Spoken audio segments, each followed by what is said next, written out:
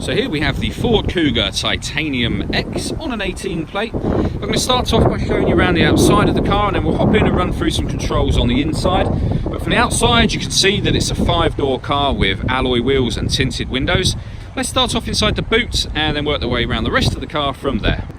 So the tailgate on this car will open electronically. You can either do that by pressing the button on the tailgate or the button on the bottom of this key. Give that a push. And as we approach the boot, you'll see we have reversing sensors. Plenty of boot space as well, along with that 60-40 split folding rear seats. And this parcel shelf, we should just give a little push, that will fold away as well. Okay, so we're just going to work our way back round to the front of the car now, and then we'll hop in and run through some controls on the inside.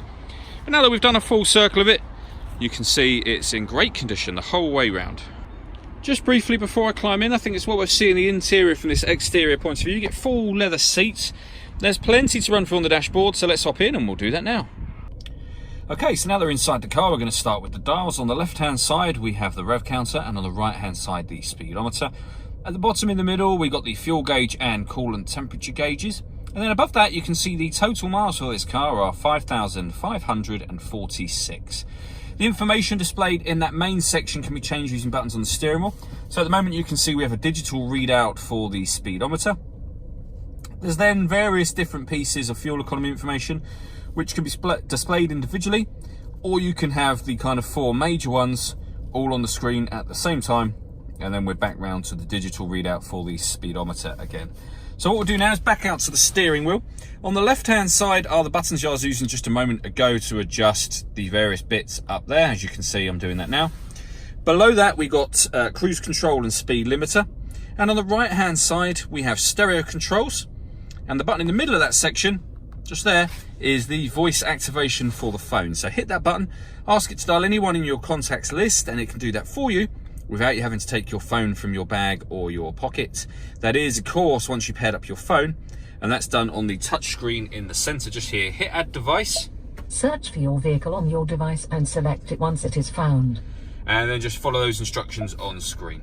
When it comes to music in this car, we've got plenty of ways to listen to that. Hit sources up there, and you can see we have AM, FM, and DAB digital radio. We have a CD player. You can also stream music wirelessly via Bluetooth audio. So once you pair your phone, not only will you be able to make and receive phone calls, but you can listen to your music that way as well. And there are 2 separate USB inputs. So if you plug devices into either of those, you'll have those appear up there as extra boxes for you.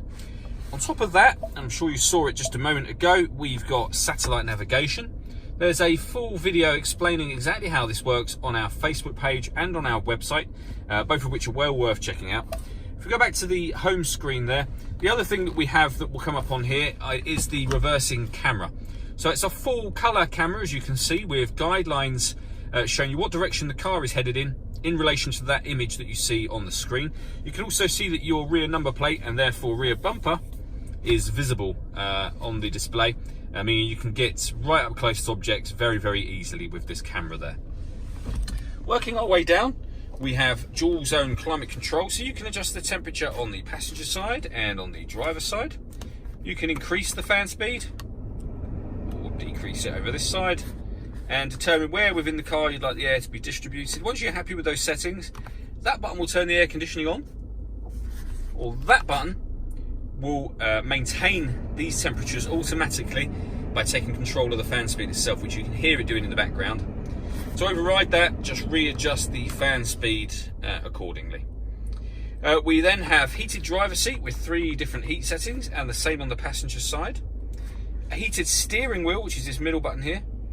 This button will open up the tailgate from the inside of the car, like I was doing with the key, but from inside the car, as I say.